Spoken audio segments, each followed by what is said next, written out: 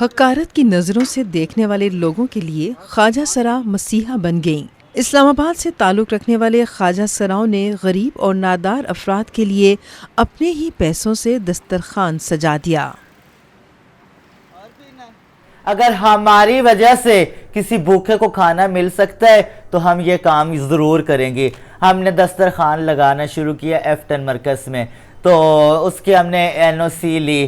یہ شکر ہے کہ ہمارے جتنے بھی اسلام آباد کے آفیسر ہیں انہوں نے ہمیں اپریشیٹ کیا، NOC دی اور دسترخوان لگا رہی ہیں۔ دنیا آتی ہے، کھاتی ہے، کھانا کھا رہی ہے، ہمارے دل کو سکون ملتا ہے۔ جو لوگ دیکھنے والے بڑے بڑے لوگ ماشاءاللہ آتے ہیں تو لوگ بھی کہتے ہیں کہ یہ بہت اچھا کام ہے، ہمیں پسند آیا ہے۔ وہاں پہ ہمارے یہ سوچ کا ساری قیمت پوری ہو جاتی ہے۔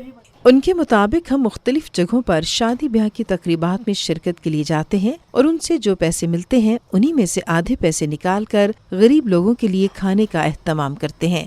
ہم ہفتہ اتوار کو کرتی ہیں اور ماشاءاللہ 150 بندہ آ جاتا ہے جن کو ہم مطلب ان کو کھلا دیتی ہیں۔ بس اتنا ہی ابھی کر سکتی ہیں۔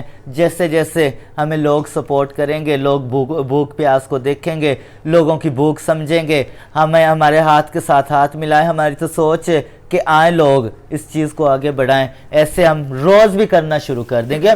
لبنہ نامی خواجہ سرا کے مطابق کہ لوگوں کی غریبی کو محسوس کر کے ہی ہفتے میں 2 دن غریب لوگوں کو مفت کھانا دینے کا بیڑا اٹھایا ہے تاکہ کوئی غریب بھوکا نہ سوئے۔